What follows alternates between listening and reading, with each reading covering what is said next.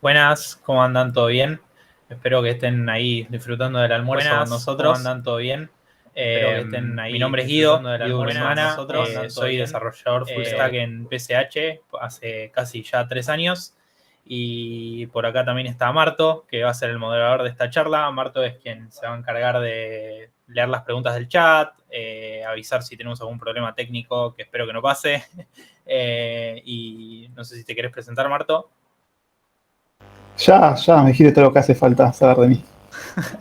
Bueno, bienvenidos. Esto es REST API 101, una Tech Talk donde vamos a charlar un poco, como dice el título, de REST.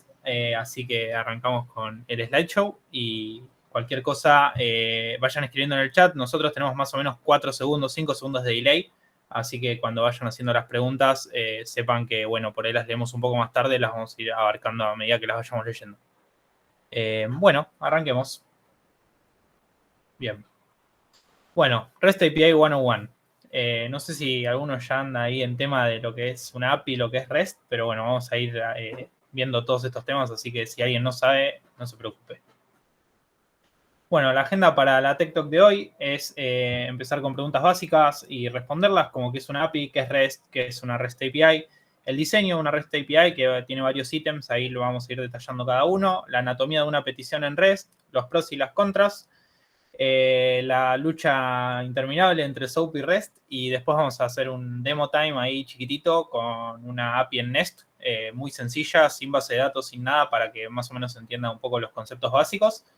Y bueno, arranquemos nomás. Vamos con qué es una API. API es el acrónimo de Application Programming Interface, en español sería una interfaz de programación de aplicaciones, y es un software que nos permite la comunicación entre dos aplicaciones, como muchas de las aplicaciones que usamos todos los días, en el día a día, como por ejemplo, no sé, cuando mandamos un mensaje por WhatsApp, usamos Telegram, usamos Facebook, usamos Instagram, todo eso se está comunicando con una API. Y es ese cliente, ese front, esa vista que nosotros usamos, la que se contacta con esa API, y esa API nada, hace que justamente se conecten estas dos aplicaciones y se puedan comunicar entre sí.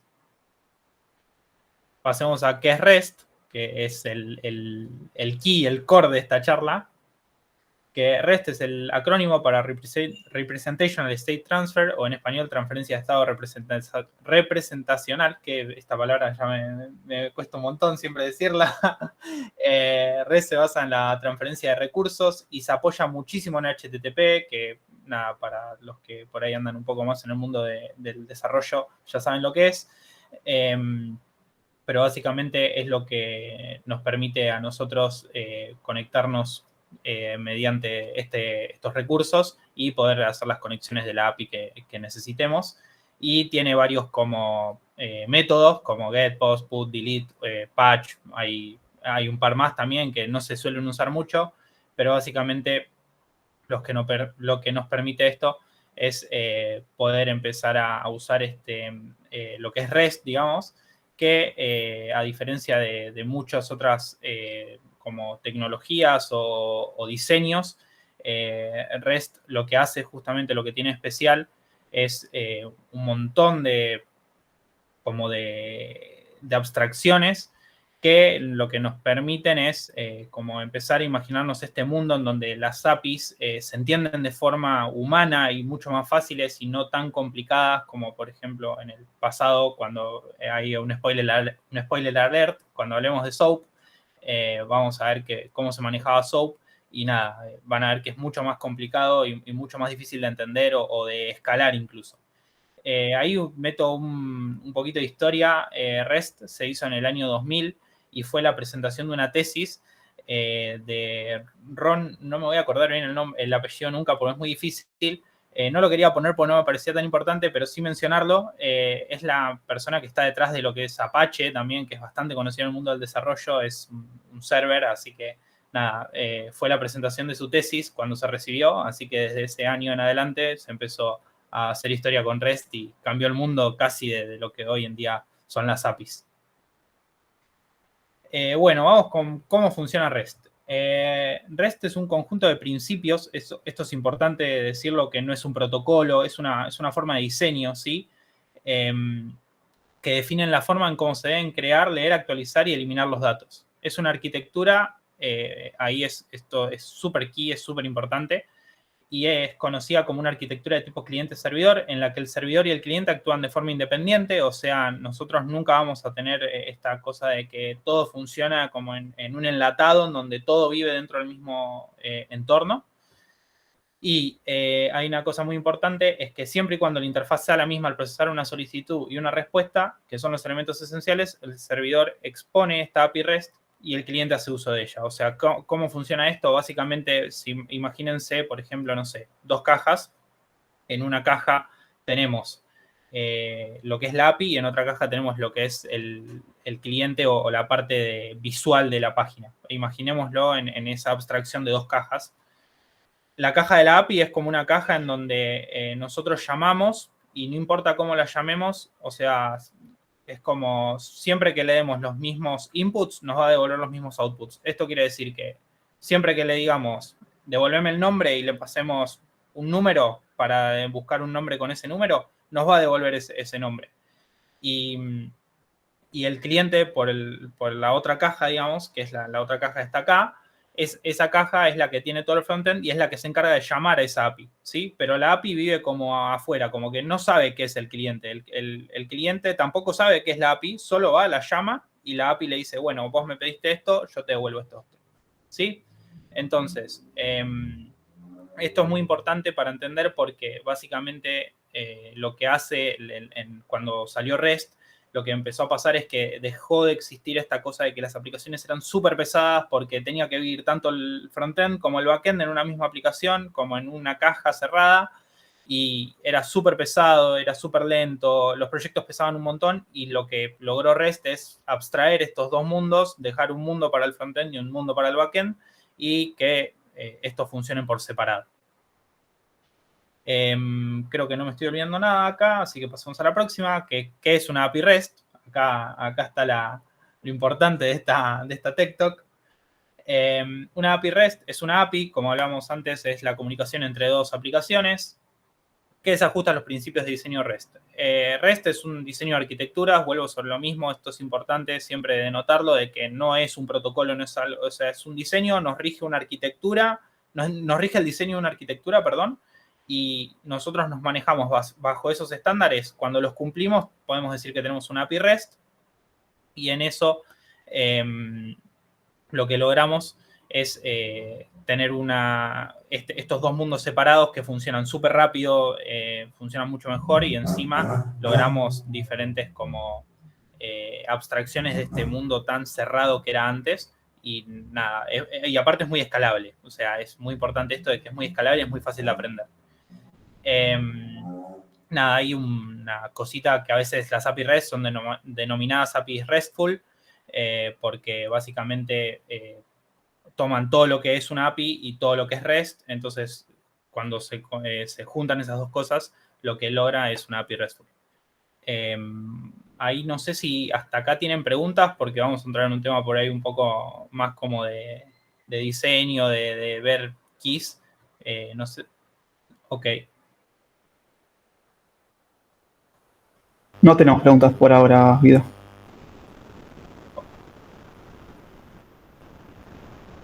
Acá Gonza pregunta la diferencia entre una API REST o una de GraphQL. Ok. Básicamente la API REST funciona bajo métodos HTTP, y la GraphQL también, pero la GraphQL es como un diseño, ¿sí? Sí, es como que vos en la REST, ¿sí? Lo que haces es diseñar todos tus endpoints para que te devuelvan esta data. Y en una GraphQL es como que diseñas modelos, ¿sí? Estás como todo el tiempo generando diferentes modelos que te devuelven una información a partir de datos de entrada. Eso funciona muy parecido en REST y en GraphQL. O sea, si, no sé, pasamos una ID en REST y pasamos una ID en Graph, de las dos maneras va a funcionar. O sea, si queremos que devuelva lo mismo, va a funcionar de la misma manera. Pero sí es importante esto de que en REST es como que solo nos importa ese output, y es como que armamos la función para que nos devuelva el output. Y en GraphQL es como que armamos todo un modelo. Tiene un concepto más de modelizado que por ahí en REST no es tan común. Por ahí se puede ver un modelo de REST más modelizado cuando trabajamos con bases de datos, que es lo más normal, pero siempre siguen siendo modelos sobre la base de datos y no sobre tipo GraphQL, que nada, ese es el key. Después, si quieren, vuelvo sobre esto, por ahí con un poco más de fondo, por ahí con todas las cosas que veamos es más claro. No sé si, creo que no hay ninguna otra pregunta, así que arranco con diseño de una API REST. Las API REST se pueden desarrollar mediante el uso de prácticamente cualquier lenguaje de programación y son compatibles con una variedad de formatos de datos, y el único requisito es que se ajusten a los siguientes 5 principios del diseño REST, también conocidos como las restricciones de la arquitectura. Ahora vamos a detallar todos los que vimos en la agenda antes, uno por uno, así que acá importante que si tienen alguna duda o consulta, la hagan, porque nada, perderse por ahí esta parte es la que hace que después no entiendan bien cómo es el flujo de una API REST.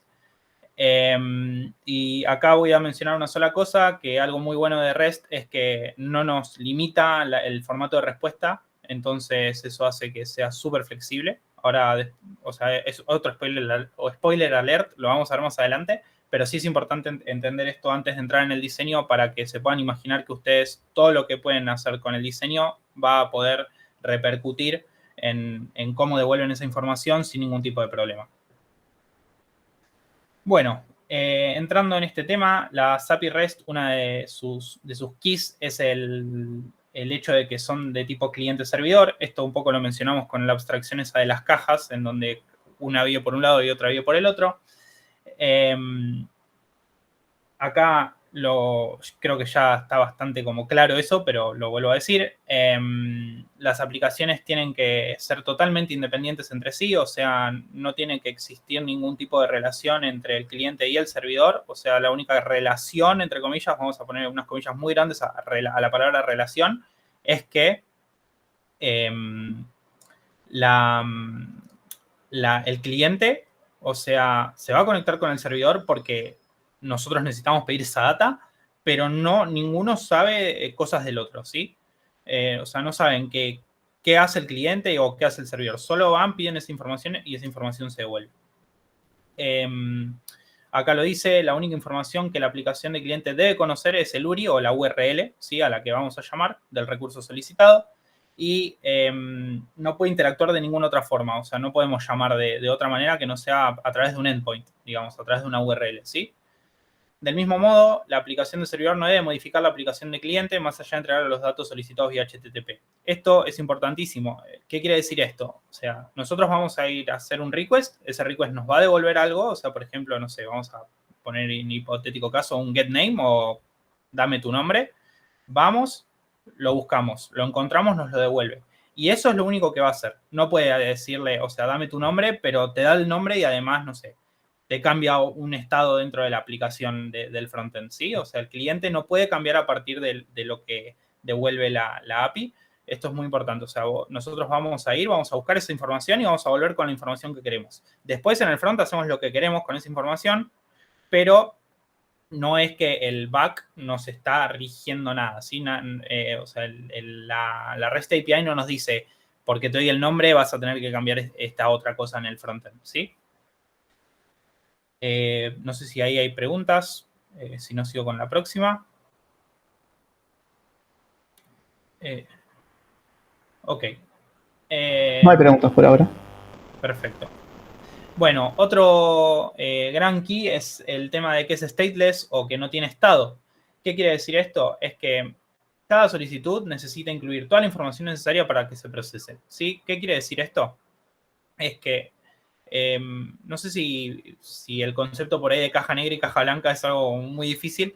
Explicado rápido es caja blanca, o sea, sabemos qué es todo lo que pasa adentro, y caja negra es no sabemos nada de lo que pasa adentro, pero el output siempre es el mismo. O sea, nos metemos en una caja blanca, vemos toda la fábrica por adentro, y cuando sale de la fábrica, nosotros estamos viendo una bicicleta.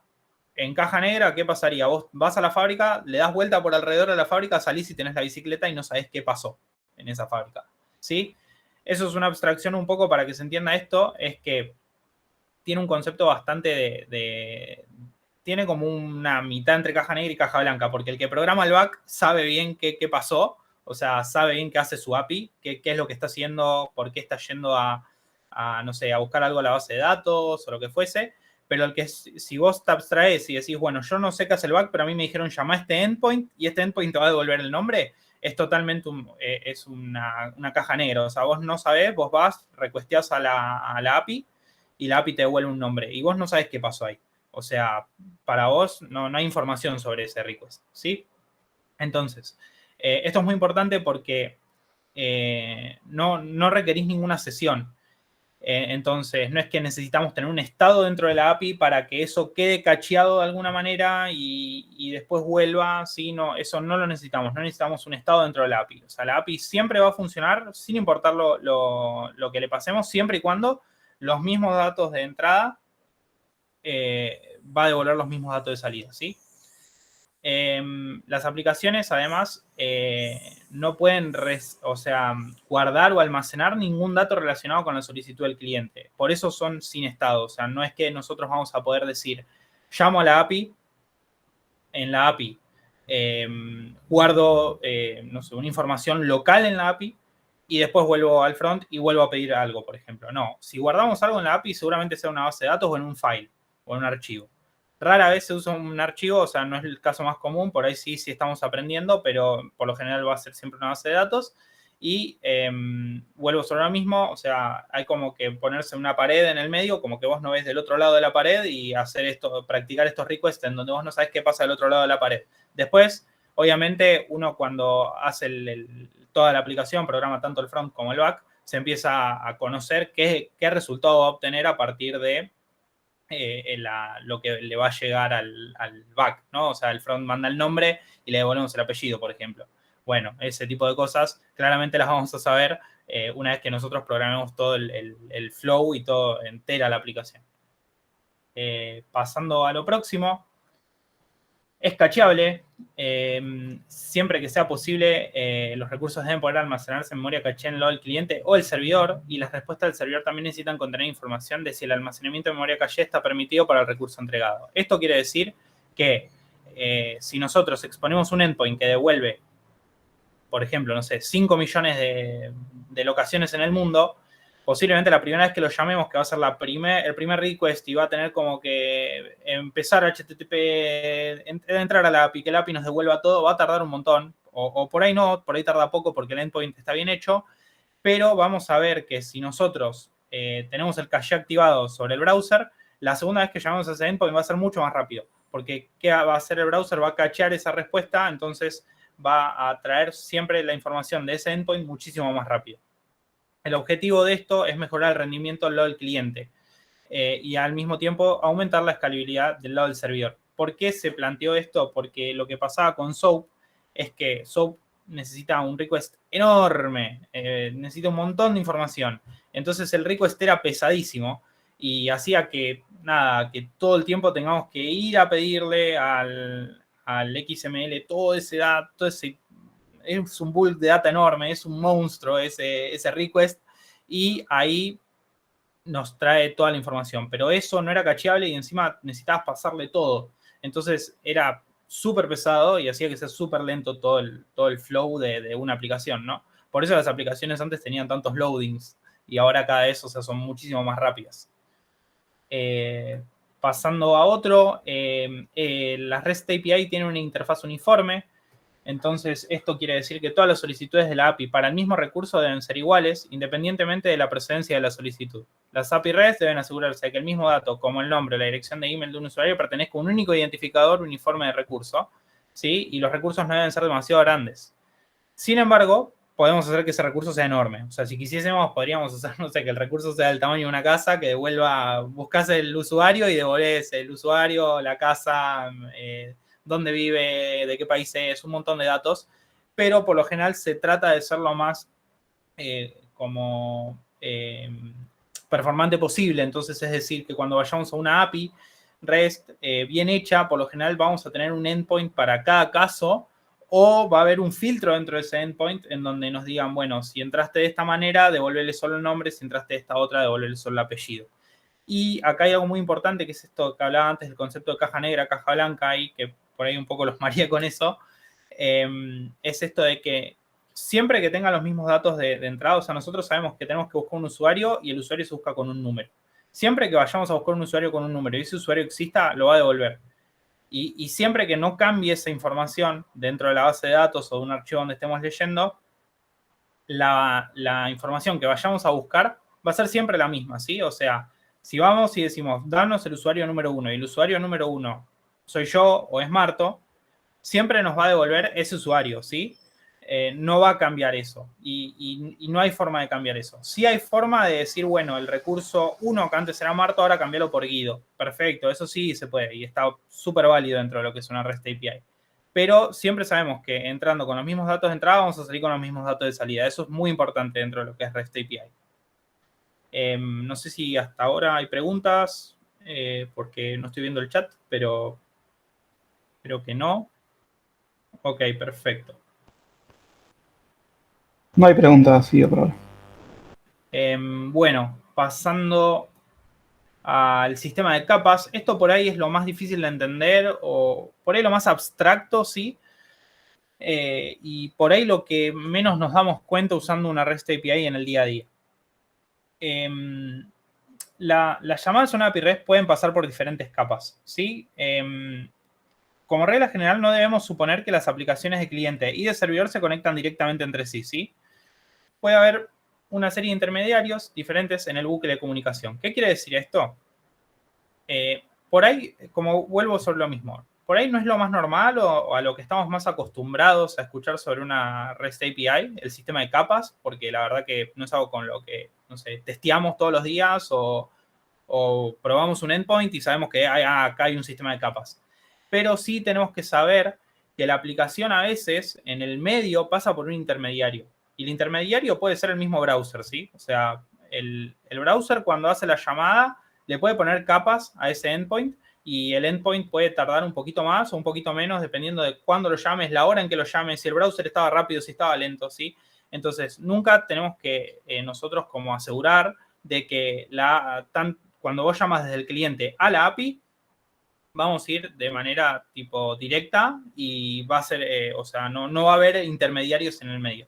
Esto, vuelvo sobre lo mismo, no es por ahí lo más fácil de ver o lo más normal de ver, o sea, es muy raro.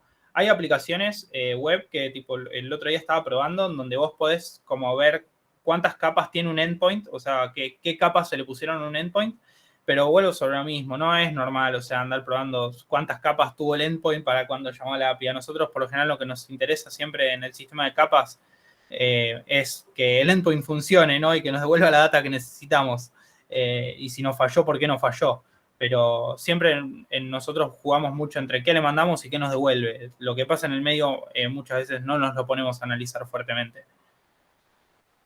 Y entramos en el próximo, que es anatomía de una petición REST.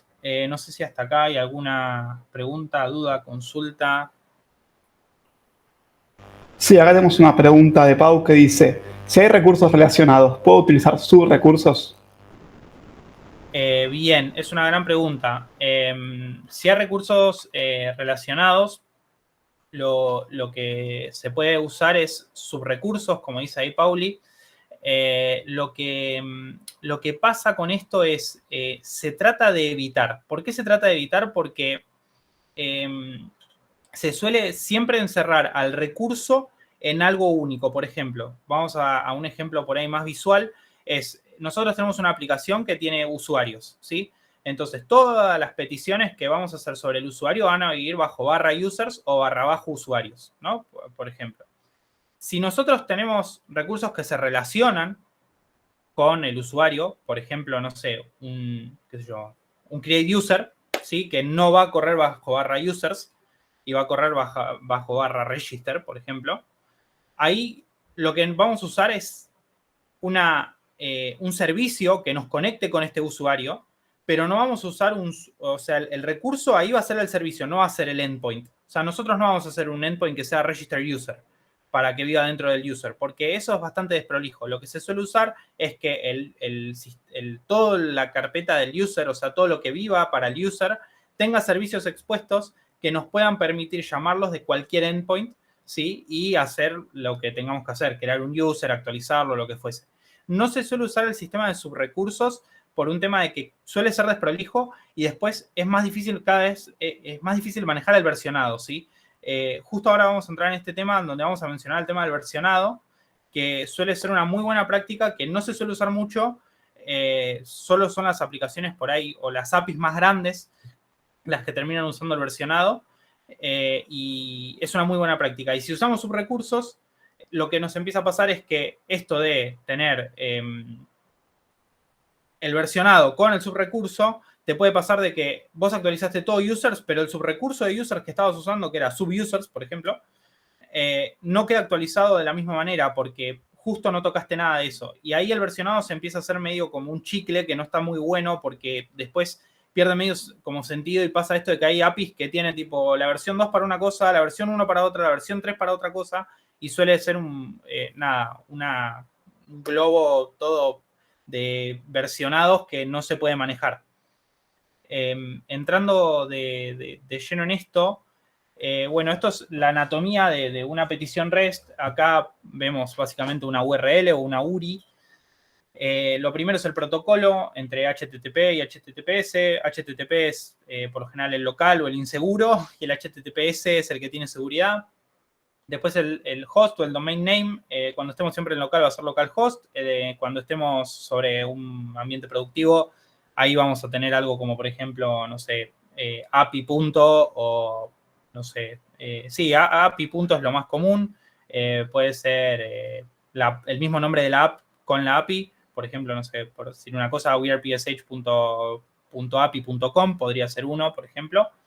Después tenemos el puerto en donde corre la aplicación. Esto, cuando estamos deployados en un servidor productivo, no lo vemos. Está como en el tras bambalinas, ahí está atrás. Si no decía esa palabra, no tenía sentido hasta TikTok. Esa frase, mejor dicho. Cuando estemos en local, siempre lo vamos a ver corriendo. Por ejemplo, localhost 3000 es lo más común, o 3001, donde lo quieran hacer correr. Después tenemos el application context, que básicamente es el prefijo que le damos a nuestra aplicación. En este caso es HR Services. Nosotros por lo general siempre vamos a usar algo más genérico, como por ejemplo barra API.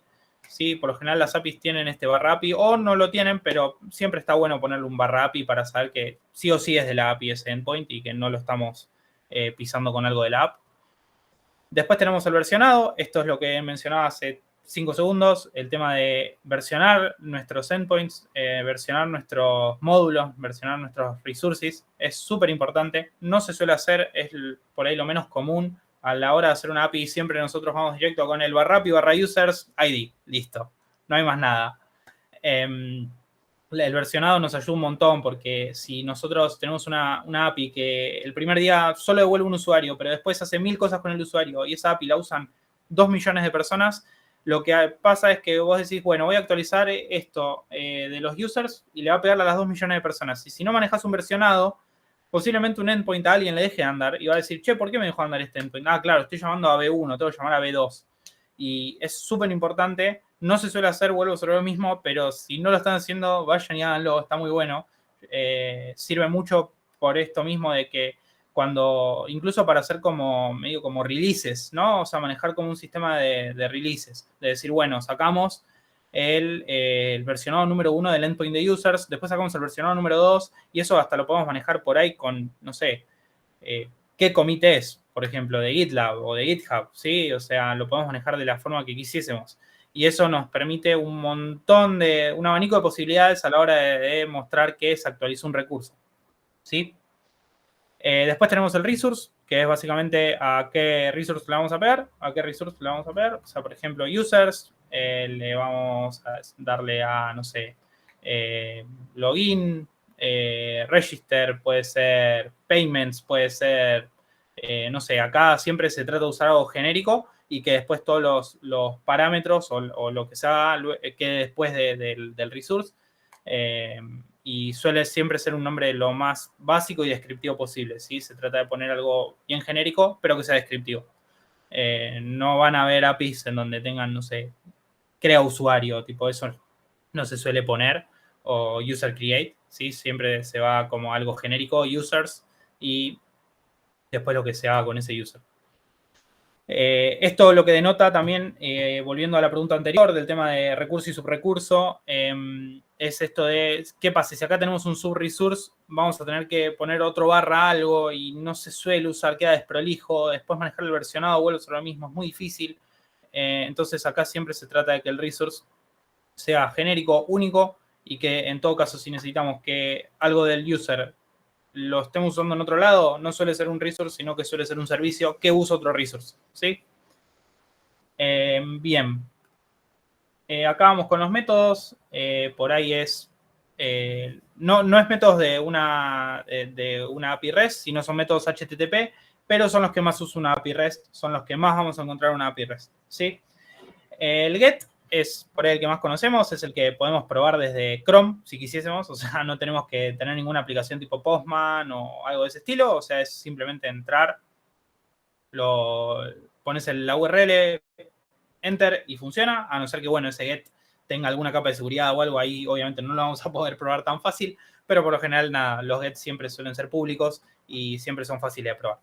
Después tenemos POST, que se usa la mayoría de las veces para crear un recurso, y también suele usarse para enviar datos, enviar datos a un recurso que ya existe para su procesamiento, ¿sí? En este segundo caso no se crea ningún recurso nuevo. Este segundo caso que nombro acá no es lo más normal, o sea, siempre vamos a usar POST para crear, nos vamos a definir como el método de HTTP POST para crear un recurso, o sea, es decir, voy a llamar a users y voy a crear un usuario, ¿sí? Esto de que actualice o que nada, que lo procese, no se suele usar, no está muy bueno. Siempre hay un endpoint que un método y un endpoint que nos permite hacer eso de mejor manera y nada, limitamos el post a la creación de un recurso, ¿sí? Después venimos con put, que es útil siempre para crear o editar. ¿Esto qué quiere decir? Iría como en diferente orden, mejor dicho, es para editar o crear. Siempre se suele hacer que el put reciba todos los datos de un user, por ejemplo, y lo updatee. Si no lo puede updatear porque no encuentra un usuario, lo crea, ¿sí? Es como el famoso update or create, ¿sí? Es actualízamelo y si no lo puedes encontrar para actualizarlo, créalo, ¿sí? Esto es importante. Después tenemos patch, que es como put. Ahí hay siempre una pelea de cuál uso, cuál no uso. Acá es fácil. Lo que a mí me lo hizo entender de forma más fácil es que put es como que pone un montón de cosas y patch es como que hace un parche, ¿sí?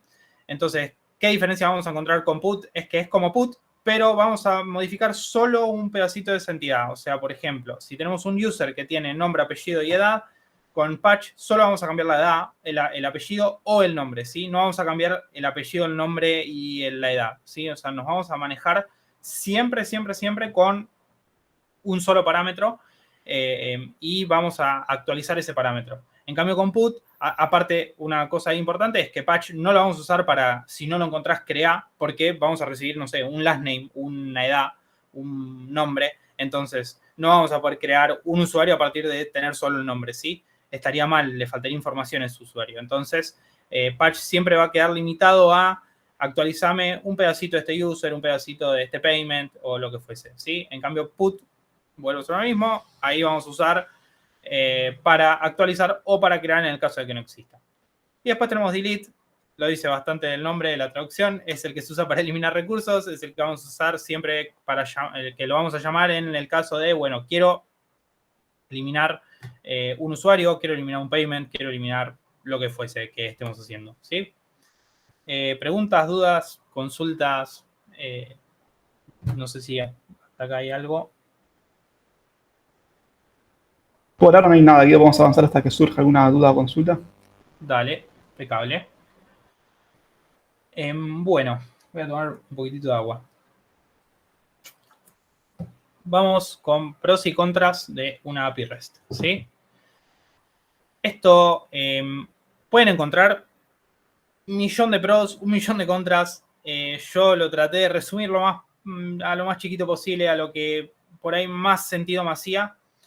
y siempre desde el punto de vista del aprendizaje. Por eso lo primero que puse fue que es fácil de aprender, o sea, aprender a hacer REST es fácil, funciona en cualquier lenguaje, es escalable, usa HTTP, o sea, no usa nada raro, no tenemos que instalar nada difícil en la computadora, lo podemos probar con cosas nativas, con 850 millones de frameworks, o sea, no nos limita en ese sentido, cosa que es impecable porque cuando estamos aprendiendo a programar nunca sabemos si el framework es bueno, si cómo arrancamos un proyecto, si leyendo la documentación nos va a bastar para arrancar ese proyecto.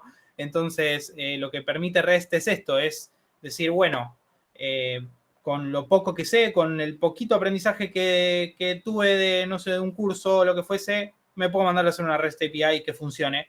Y manteniendo el diseño que hablábamos anteriormente, hacemos que sea súper performante, que tenga versionado, que tenga un montón de cosas que son súper importantes a la hora de aprender esto, ¿sí? El REST es por ahí por donde todos los que alguna vez programamos una API arrancamos, pero muchas veces nos metemos de golpe con un GraphQL porque nos lo pide el proyecto en donde estamos trabajando y bueno, y por ahí no estás tan en conocimiento de lo que es una REST API y bueno, si sabes GraphQL, por ejemplo, y agarras una REST, nada, le das vuelta y media, te parece súper fácil porque es algo con lo que ya venís trabajando mucho.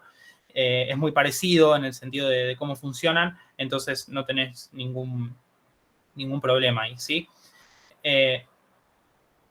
Acá, Guido, tenemos una pregunta quizás un poquito más de preferencia o gustos que hace Gonzalo Martínez, de que es, ¿cuál es tu framework preferido para desarrollar una API REST? Ok.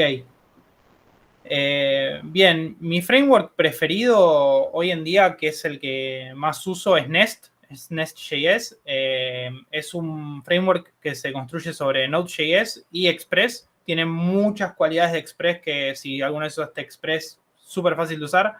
Y para mí permite mucha escalabilidad en cuanto al código y es fácil de aprender porque es como bastante visual el código, o sea, se vuelve un código bastante visual en donde hay decorators, donde no sé, hay un decorator que es post. Ahora, justo el ejemplo está sobre Nest, así que van a ver que, nada, es súper visual. Vos, tipo, ves la función y decís, ok, esto es un get porque arriba dice get.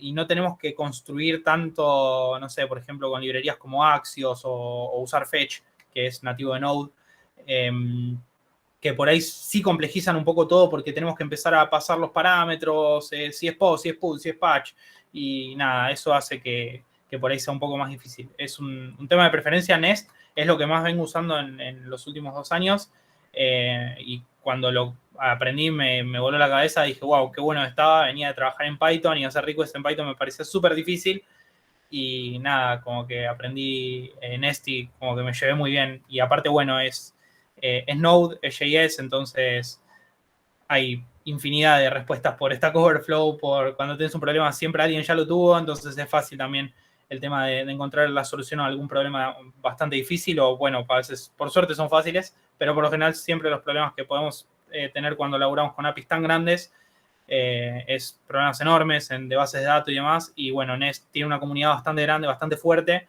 que nada, soluciona bastante los problemas, así que creo que por un tema de preferencia es Nest hoy en día, pero creo que Express también es un gran framework, funciona muy parecido a Nest y es súper flexible también. Bien, el otro pro que me queda acá es el tema del uso de HTTP.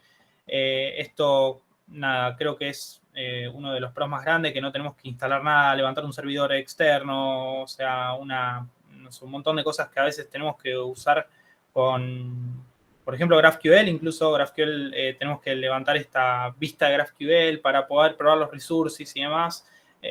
Cada vez en algunos frameworks tipo Nest viene súper resuelta, o sea, tipo, instalas la librería y te lo trae, pero bueno, muchas veces tenemos que, no sé, cambiar el sentido de nuestra aplicación o levantar algo con un Docker, o sea, nos metemos en un tema un poco más complicado, entonces, nada, me parece como que el uso de HTTP, que se pueda probar con herramientas nativas tipo curl, que es un install en Ubuntu o en Mac y arranca y lo podemos probar de esa manera, que lo podamos probar en el browser cuando hacemos un get, y que nada, que sea fácil. Después hay una cosa muy importante que es acá el tema de que como usa HTTP, en Chrome vemos todos los requests Y si nosotros quisiésemos decirle a alguien, che, probate este request en tu local sin levantarte el proyecto, podemos hacer clic derecho sobre el request y te lo copias, no sé, de la manera que quieras, desde curl, fetch, no sé, tiene un montón de modos, y se lo pasamos a alguien que por ahí no tiene ni nada, o sea, tiene curl en la compu nada más, y le decís, bueno, toma, copia, pega esto, y arranca. Si tienen ahí authorization headers, el request es del tamaño de una casa, así que no se los recomiendo. Va a tardar una vida en pegar en la terminal, pero nada, hace que sea realmente escalable y realmente fácil de compartir este código. Pasando un poco a las contras, no es 100% seguro, o sea, a ver, es un tema delicado.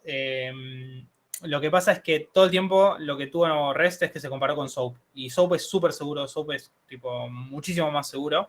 Entonces, REST siempre cayó en esto de, bueno, no es tan seguro porque los datos quedan expuestos, porque es HTTP, porque esto, porque el otro. Entonces, no siempre le costó vencer esta barrera. Con los años siempre se fue haciendo más seguro. Hoy en día, no sé, podemos usar authorizations tipo JWT, que es JSON Web Token, que es lo que usan por lo general las APIs de Node. Y nada, hay aplicaciones súper, súper seguras. Y nada, vence un poco la barrera, pero no la termina de vencer del todo porque hay muchas cosas que se le escapan a una API REST, porque al ser tan fácil de hacer, suele traer problemas de, bueno, alguien se olvidó de poner media verificación o medio check en una función, en un servicio, y se nos desarmó toda la API, o sea, nos quedamos sin API porque nos hackean o nos pueden hacer un ataque o lo que fuese, ¿sí? Después, el otro gran problema es que no tiene estado, que es muy bueno para mí que no tenga estado porque hace que no tengamos que estar ahí guardando nada en la API ni nada, pero hace que se vuelva más lento, hace que todo el tiempo tengamos que llamar a los requests de la misma manera, que no podamos ir acortando la cantidad de parámetros que le pasamos a un request. Y además, algo que viene muy de la mano con lo anterior es que se basan los recursos del servidor, o sea que nosotros vamos a deployar el Nest o la API REST en un servidor y ese servidor va a tener que ser capaz de handlear todas esas llamadas. Y a veces, nada, hay llamadas que pesan, hay llamadas que tardan en la base de datos y por eso, no sé, hay, no sé, endpoints que tardan 20 segundos. Y si nosotros no tenemos un servidor que sea muy bueno, con mucha RAM o mucho procesador para handlear mucha velocidad en los requests, se vuelve súper lento y a veces hasta se nos cae. O sea, es normal cuando empiezan a laburar con APIs enormes en donde hacen, no sé, fecheos a bases de datos que tardan 15 a 20 segundos y hasta que vuelve del fecheo y trae la información y demás, son endpoints que tardan 30 segundos y con suerte tardan 30 y vuelven, a veces no vuelven, a veces se muere la API, se queda sin memoria la API y nada, hay que empezar a ver dónde está el memory leak, cómo lo buscamos y demás.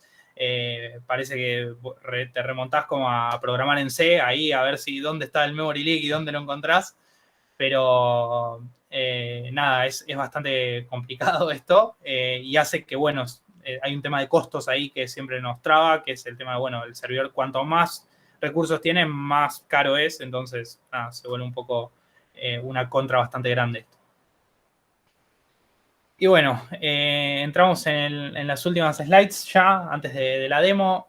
SOAP versus REST, ahí puse un meme porque nada, me dio mucha risa cuando lo leí. SOAP es como el old school REST, llamémosle. Ahí vamos un poco con detalles de SOAP. SOAP significa Protocolo Simple Acceso a Objetos, es un protocolo estándar. Acá hay una diferencia muy grande. REST no es un protocolo, ¿sí?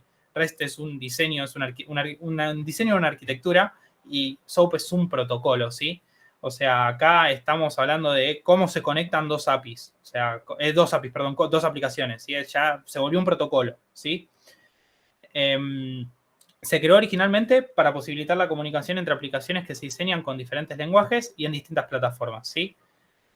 Pero, como es un protocolo, impone reglas integradas que aumentan la complejidad y la sobrecarga, lo cual puede retrasar muchísimo, pero muchísimo el tiempo que tardan las páginas en cargarse. Esto es lo que yo les decía de antes geteaban a un endpoint de SOAP, tardaba un montonazo de tiempo, ¿sí? Era, pero nada, unos loadings terribles, parecía, no sé, la época de Flash en Internet y bueno, nada, en los browsers y se volvía súper pesado. Pero es mucho más seguro porque tiene las reglas de ACID, ¿sí? Que son los estándares de cumplimiento, ¿sí? Que incluyen la seguridad, la atomicidad, la uniformidad, el aislamiento y la durabilidad, que forman un conjunto de propiedades que garantizan operaciones confiables de las bases de datos, ¿sí? O sea, ¿qué quiere decir esto? Es que nosotros vamos a ir a hacer un get con SOAP y un get con REST a la base de datos y el de SOAP siempre va a ser más seguro porque necesita muchas más cosas para funcionar SOAP en el request, o sea, no necesita, no sé, llamarse y ya, necesita, le pasamos un montón de información y ese montón de información hace que sea súper seguro, ¿sí? Porque, no sé, necesitamos pasarle keys o lo que fuese que hacen que sea muchísimo más seguro. Acá hay un poquito de diferencias o cuál es mejor, cuál es peor. Sí, acá lo que pasa entre SOAP y REST es que no hay uno mejor que el otro, depende para qué lo tengas que usar. Eh, Acá viene lo del old school, sí, los proyectos hechos en SOAP, las APIs hechas en SOAP, suelen ser un poquito más viejas y suele ser como un poquito más pesado todo. El aprendizaje es más difícil también, ¿sí? El aprendizaje en SOAP es muchísimo más alto porque solo se maneja en mensajería XML, que XML es algo que entienden las máquinas y también entendemos nosotros los humanos. Hasta ahí, o sea, yo leo un request XML y me da un poco de pánico, no les voy a mentir. Y REST, por el contrario, se manejan lo que quiere, o sea, devuelven JSON, devuelven XML, devuelven HTML, devuelven lo que nosotros querramos que devuelva, entonces es mucho más flexible en ese sentido, ¿sí? Acá hay una cosa importante, es que, vuelvo sobre lo mismo, las APIs REST son muchísimo más ligeras, ¿sí? Son ideales para contextos más nuevos, para Internet of Things o Internet de las cosas, el desarrollo de aplicaciones móviles o la informática sin servidor, o sea, básicamente algo serverless, ¿sí? Un deploy serverless que, nada, hoy en día se está usando mucho. Pero, bueno, ahí hay un punto que es muy fuerte y donde vayan y lean sobre SOAP versus REST, van a ser incisivos con esto de SOAP es súper seguro y cumple con, o sea, las operaciones de integrados que coinciden con muchas de las necesidades empresariales. ¿Sí? Acá va a haber en momentos en donde SOAP va a ganar, o sea, no se va a poder usar REST porque la empresa o el proyecto lo requiere por un tema de seguridad, ¿sí? Y hay un tema también de no mover esas arquitecturas viejas de SOAP a REST porque es muy difícil el traspaso, ¿sí? No es un traspaso fácil. Y hacen que nada, sean el código menos escalable, ¿sí? A futuro, pero bueno, también sabemos que es mucho más seguro. Sabemos que ese código es como, no sé, un cajero de banco, no tan así, o sea, no pónganselo entre comillas eso, pero es muchísimo más seguro que una API REST, ¿sí? El tema es que las API REST cada vez toma más poder porque, bueno, acá pongo ejemplos de Google Maps o, bueno, todos los ejemplos que dije al principio de la charla, Facebook, Instagram, WhatsApp, Telegram, todos usan una API REST, nadie usa una API SOAP de esos, entonces, nada, cada vez va tomando más fuerza porque las grandes corporaciones las van incluyendo en sus proyectos a nivel de desarrollo, ¿sí? No sé si acá hay alguna pregunta. No, por ahora no. También veo que hay ganas de conocer un poquito diferencias entre REST y GraphQL, que ya se habló, pero un poquito de contras y pros de eso. Ok, perfecto. Eh, Bueno, las diferencias más grandes ya las mencioné, o sea, el tema de que SOAP solo funciona en formato XML. Acá sobre la izquierda tienen lo que es un request en formato XML y sobre la derecha es un formato JSON de algo que devuelve una API REST. Ahí nada, ya lo vemos, se cae de maduro de que la API REST es muchísimo más sencilla, ¿sí? Muchísimo más fácil de usar y hace que nada, sea mucho más fácil de aprender, ¿sí? O sea, si nosotros hoy tenemos que aprender XML, nada, es un tema, no es tan fácil como parece. En cambio, si nada, tenemos que ir por REST, sabemos que devuelven JSON o devuelven lo que necesitamos, ¿sí? Lo hacemos devolver lo que nosotros querramos y es muchísimo más fácil. Bueno, llegamos a la demo. Acá se viene lo picante. Bien, denme un segundo que ya traigo ese code. Esto es.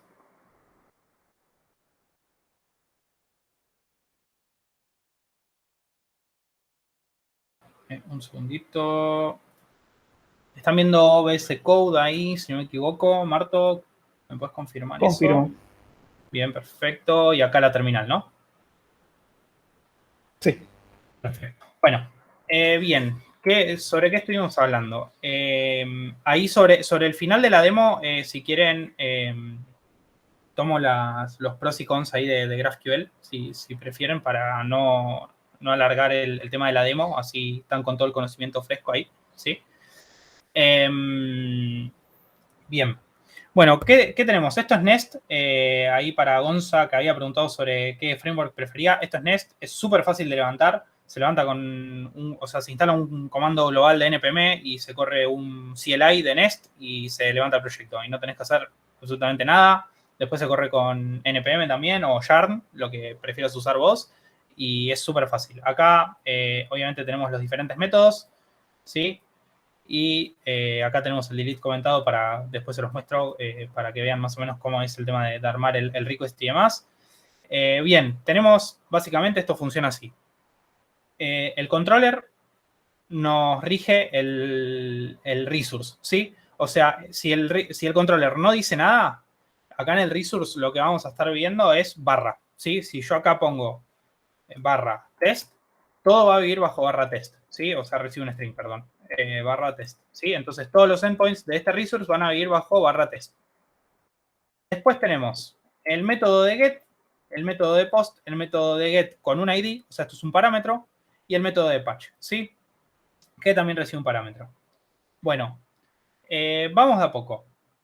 Yo les dije que lo podíamos probar en web esto, ¿sí? Entonces, este get no necesita ningún tipo de capa de seguridad, no me está pidiendo nada, y si vamos al servicio, el servicio nos devuelve un string con hello world, ¿sí? No devuelve un JSON, no está devolviendo nada raro, ¿sí? Solo está devolviendo un string, y nosotros vamos a poder ser capaces de probar eso directamente sobre el browser, ¿sí? Entonces, déjenme dejar de sharear la presentation. Si yo acá vengo y le pego a donde está la API, que es localhost 3000, nos devuelve hello world, ¿sí? Por el contrario, si nos vamos a, por ejemplo, este post, ¿qué quiere decir esto? A ver, acá hay una cosa que, perdón, me estaba olvidando de decirla y es súper importante. Cuando nosotros no ponemos nada dentro del decorator lo que estamos diciendo es que esto va a ser barra, ¿sí? Y por defecto va a correr en barra. El post también va a correr en barra, pero lo que le cambia al post es el método, ¿sí? Entonces, ¿qué pasa con los métodos? Los métodos de por sí en el browser, o sea, cuando nosotros estamos haciendo este llamado, ¿sí? Es un get. Si nosotros tocamos F12 acá y nos vamos al network, ahí hablando un poquito, nos vamos al all, nosotros vamos a encontrar que le pegamos a localhost, el request method fue un get, ¿sí?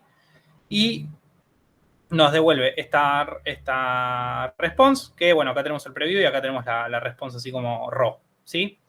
Ahora, ¿qué pasa? El post también dice que corre sobre barra, pero el browser no es capaz de correr un post así de entrada. Entonces, ¿qué necesitamos para correr un post?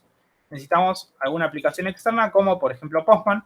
Postman es lo que más se usa para testear endpoints, en donde nosotros básicamente le decimos el método, ¿sí? Y le podemos pasar un body. ¿Qué es esto del body? Acá, para los que no saben, el body básicamente es el cuerpo del request, ¿sí? Nosotros cuando llamamos al API le tenemos que decir qué le vamos a pasar. En el caso de este get no le pasamos nada porque no necesitamos pasarle nada porque no recibe ningún tipo de parámetro. Pero en el caso del post no recibe parámetros, pero sí recibe un cuerpo, ¿sí? Y el cuerpo va como, vamos a ponerlo bien fácil, va como por atrás, ¿sí? Como que no lo vemos. O sea, nosotros no hacemos barra 1 y le pasa al cuerpo. El body se pasa con parámetros, ¿sí? Por lo general lo más usado es pasarlo como JSON, ¿sí?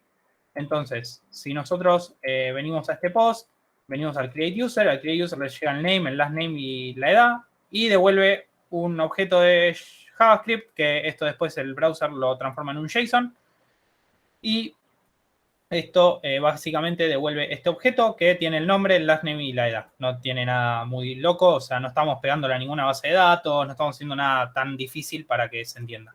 Entonces, vengo acá, le pego a localhost 3000, sin nada, le puedo poner así o barra.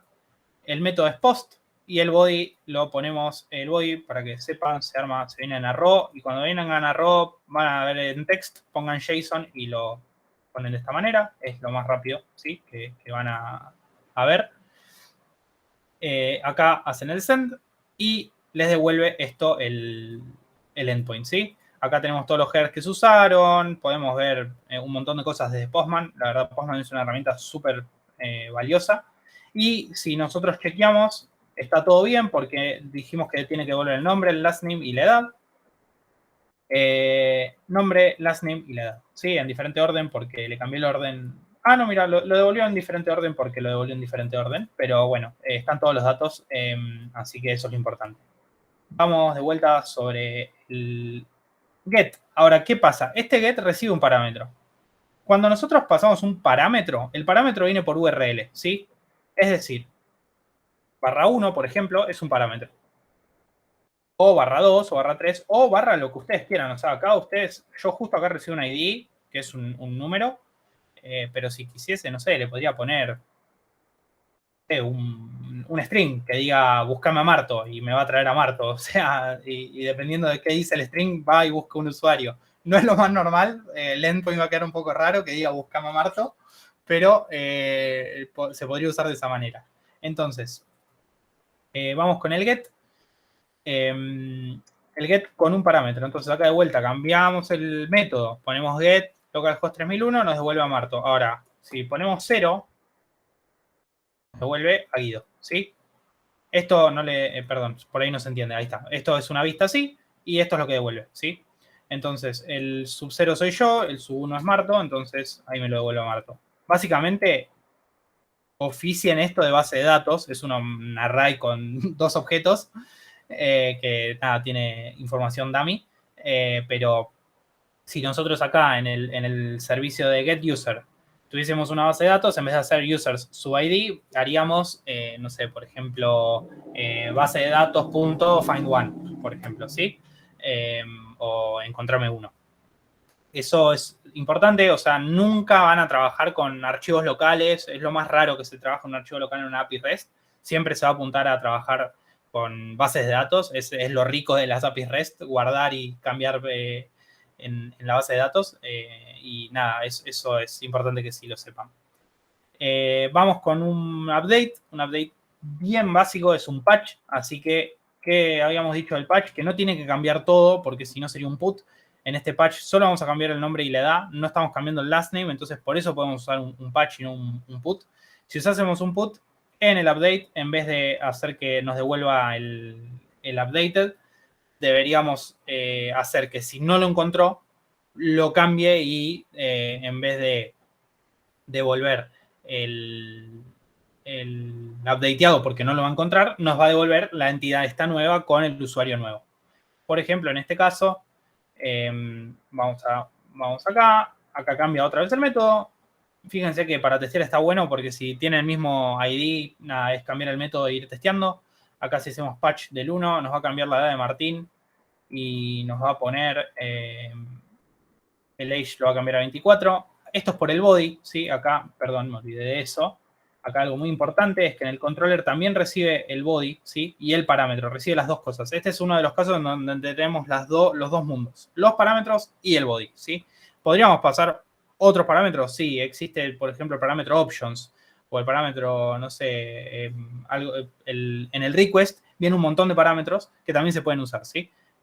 No es lo más común, pero, por ejemplo, cuando ustedes empiecen en el mundo de los REST y empiecen con el mundo del login, van a ver que hay un parámetro que ustedes van a querer getear todo el tiempo, que es el authorization header, que básicamente es lo que nos dice si alguien está con la autorización de poder loguearse a una página, de poder entrar a ver contenido que necesita estar bajo una restricción de un login, ¿sí? Acá lo mismo, el body se pasa de esta manera. Acá, ¿qué estoy haciendo mal? Es que yo le dije name y age y le estoy pasando el last name, no es necesario. Acá yo le podría poner a Martín que tenga 28. Lo estoy haciendo un poquito más viejo de lo que es, pobre. Y nos va a devolver el nuevo objeto con el age 28. ¿Sí? Después tenemos un delete. ¿Qué hace el delete? Nada, es súper sencillo, por suerte. El delete básicamente lo que hace es remover un usuario o remover lo que estemos tratando como resource ahí. Acá me confundí el nombre, remove. Y en este caso nosotros no le estamos pegando a ninguna base de datos, a ningún archivo, así que hacer un delete per se no nos sirve porque la verdad que no vamos a estar deleteando nada real o visualmente real. Entonces acá sobre lo mismo, cambiamos el método, le pegamos al 1 y acá si encuentra un usuario con ese ID nos va a devolver el deleted y es un string, ¿sí? Vuelvo acá, es como acá, que devuelve un string. Si nosotros quisiésemos exponer esto como JSON, basta con poner esto y poner response, dos puntos eso, y nos va a devolver eso, ¿sí? Y acá lo mismo. O sea, esto es una de las cosas más grosas que tiene, que es súper flexible. Y acá, si nosotros hacemos un delete del 1, nos va a responder deleted. Ahora, si le ponemos delete del 4, por ejemplo, que no existe porque no hay tantos en el array, nos dice que user not found, ¿sí? Y acá devolvemos como JSON. Si queremos volver para atrás, va a devolver como string. Bien. ¿Dudas, consultas? ¿Algún ejemplo que por ahí les quedó medio trunco ahí? Por ahí fue medio rápido. Mencionaste, Guido, que bueno, podemos usar parámetros y tanto body. En el get usamos parámetros, en el post put se usa el body. ¿En base a qué definís si un dato va como parámetro, si un dato va como body, qué usar para parámetros, cómo combinar los dos usos? ¿En qué depende esto? Ok. Esto depende mucho de cómo armes la aplicación. Suele haber cierto régimen de arquitectura acá. Uno de los más importantes es el hecho de que, bueno, si nosotros, justo tenía un ejemplo acá, si nosotros usamos lo que se conoce como REST framework, nos va a devolver siempre, cuando creemos un módulo o algo nuevo para empezar, nos va a devolver de alguna manera algo ya prearmado como para que nosotros tengamos de base. Yo acá, por ejemplo, creé este de users, que es una base, que si ustedes cuando lo creen les va a preguntar, che, ¿querés que te genere los endpoints porque es una REST API? Y vos le pones que sí porque querés programar más rápido y te devuelve ya todo prácticamente creado. Por lo general, se suele usar en get, patch, delete o put un parámetro nada más, que es el ID, ¿sí? O bueno, otro parámetro puede ser, no sé, si quieren buscar por nombre puede ser el nombre. Y después toda la otra información siempre viene por body. En los get está mal usar body, o sea, no usen body en get. Eso está súper mal visto. Si alguien lo está haciendo, nada, trate de cambiarlo porque no es una buena práctica usar body en un get. Incluso hay muchos, creo que Nest tiene un checker que tipo, si tenés body en el request, en un get, te lo patea. Te dice tipo, no pongas body en un request de tipo get. Y después toda la información que necesitamos nosotros pasar más sensible, entre comillas, porque en realidad es visual, pero puede ser información sensible, o de otra índole que no sea, que no querramos que llegue por parámetro, porque no la necesitamos. Por ejemplo, si nosotros vamos a hacer un patch o un put y vamos a updatear el nombre de un usuario, nosotros podríamos pasar el ID y el nombre. Pero ¿qué pasa? El nombre queda en la URL, sí queda visual en la URL. Entonces, cualquiera va a agarrar esa URL, la va a llamar con otro nombre, ¿sí? Cuando nosotros oficiamos el body, ¿sí? Cuando nosotros empezamos a usar el body, ¿qué logramos? Es que el name ese, o sea, el usuario va a llamar con patch al ID 1, pero si no le pasa el body con el name, no va a poder hacer nada dentro de nuestro proyecto, ¿sí? Dentro de nuestra base de datos, nuestro REST API, ¿sí? Entonces, el uso siempre básenlo en esto, que ya te viene como una base prearmada. Si lo buscan en cualquier lado está, o sea, es una base de lo que es un CRUD de URLs de REST. Y por lo general, el post es barra, sin nada, recibe solo body. El get de que te traiga todos es un get barra sin nada. Después tenés un get más por ahí especializado, en donde vas a tener el get de A1 o el get de algún parámetro. Entonces ahí vamos a pasar un parámetro por parámetro, vale la redundancia. Después tenemos patch, que vamos a usar parámetro y body, por esto de que les digo de que no queremos que puedan poner un name en la URL y cambiarnos el name en la base de datos. Y el delete solo recibe un ID porque no necesitas ningún parámetro más para remover. Puede ser que en algún delete necesites dos parámetros porque necesitas, no sé, tenés bases de datos que están anidadas, por ejemplo, una tabla que se relaciona con otra, y para hacer ese delete querés pasar los dos parámetros para doble chequear que estés removiendo bien, ¿sí? Pero eso es más o menos la arquitectura o la estructura que más se usa. Después, no, nada, eso. Iba a decir una cosa que no tenía mucho sentido. Pero sí, eso es lo más importante. Como que el body siempre lo tratamos de usar en los endpoints en donde nosotros necesitamos pasar data que se va a updatear o guardar en la base de datos y necesitamos que no esté en la URL. Después tenés casos en donde, por ejemplo, no sé si alguna vez entraron a algún sitio que tiene search bar o filtros y ven que los filtros están siempre por parámetro, por query string, arriba en la URL. Eso lo que hace es que cuando llamas al back le pasas todos los parámetros por URL. Ahí sí son todos parámetros, es una conjunción de parámetros. Y van a por ahí tener una URL que tiene 7 parámetros. No sé, por edad, no sé, por nombre, ascendente, descendente, un montón de parámetros. Esos parámetros siempre suelen ser por get. ¿Pero por qué? Porque estamos geteando, estamos trayéndonos información. No estamos haciendo ningún impacto sobre nuestra base de datos o sobre nuestro proyecto, ¿sí? No sé si hay otra pregunta ahí. No, por ahora no, Guido, clarísimo. Ok, bien. Y para la persona que había preguntado sobre GraphQL, ahí no son pros y contras, sí son las diferencias. GraphQL es tipo client driven, o sea, lo maneja el cliente, y REST es server driven, ¿sí? Server driven, perdón.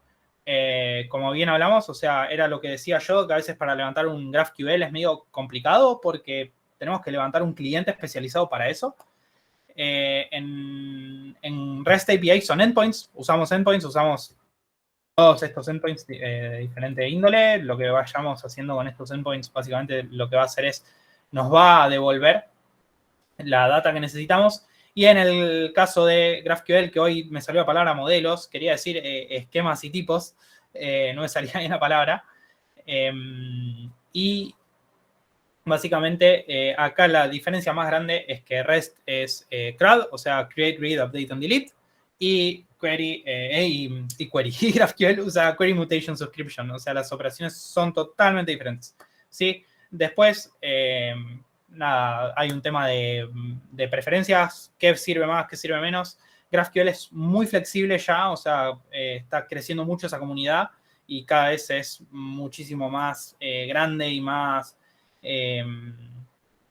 sí, más grande y responden más rápido. Antes era un poco más de nicho programar en GraphQL y hacía un poco difícil todo el desarrollo ahí. Pero bueno, básicamente el performance de GraphQL es mucho más rápido que REST. O sea, eso es una cosa que sí hay que decirlo. ¿Sí? Y nada, creo que esas son por ahí para mí las diferencias, los pros y contras. Si tenés que arrancar de cero hoy y me preguntás a mí rápido y me decís, che, ¿con qué arranco? Yo te iba a arrancar con REST. Creo que la curva de aprendizaje de REST a Graph es muchísimo más fácil que de Graph a REST. O sea, me parece como que de Graph a REST por ahí se te pierden un poco de conocimientos ahí porque de pasar de queries, del concepto de query pasar a tipo endpoints y que cada cosa tenga que tener un significado y demás, creo que por ahí se complican un poco las cosas. Pero bueno, si no hay preguntas, si no hay consultas, si no hay dudas, creo que estamos. No sé ahí si alguien habló por el chat. No, por ahora no hay nada, Guido. Solo agregar de último de GraphQL contra REST, que lo que sí tiene GraphQL como pro sobre REST es que las consultas, todas las queries son predecibles. Es decir, cuando haces una query en GraphQL, todas las keys que va a devolver esa consulta, vos ya sabés que va a devolver. ¿Por qué? Porque pedís por el nombre, pedís por el apellido, pedís por la fecha y demás. En cambio, en REST, uno no sabe qué va a devolver esa consulta. El objeto que recibís no tenés predecibilidad sobre cómo está estructurada esa información y data. Exacto. Sí, muchas gracias, Marto. Me había olvidado ese pequeño detalle, ¿no? Era chiquitito. Pero bueno, espero que les haya gustado. Si tienen dudas o consultas, obvio, déjenlas por donde alguno de los canales que tenemos, puede ser hasta por YouTube, porque esto después se sube a YouTube. Cualquier duda pueden consultarme, no sé, por LinkedIn, si son de PCH por Slack. Muchas gracias por haber estado, por haber participado. Espero que les haya servido, que hayan, no sé, desasnado algunas dudas. Y nada, espero que la hayan pasado bien. Bueno.